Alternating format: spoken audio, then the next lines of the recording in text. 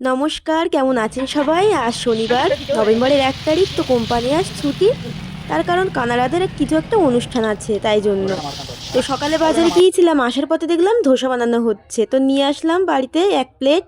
তো ধোসার সঙ্গে দিয়েছিল বাদাম পুদিনা পাতা নারকেল করা চাটনি, আর একটা সাম্বার, সবজি সাম্বার, আর ওর সঙ্গে আমি একটা বড়া নিয়েছিলাম।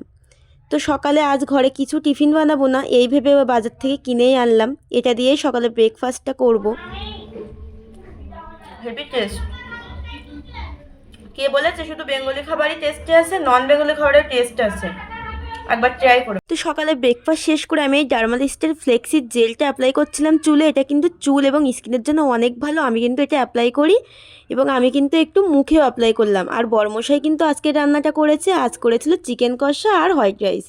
ব্যাস, তারপরে খাওয়া দাওয়া শেষ করে দেখো আবার দোকান থেকে নিয়েছে দুটো আইসক্রিম আর জিরা। তো ভিডিওটা কেমন লাগলো বল।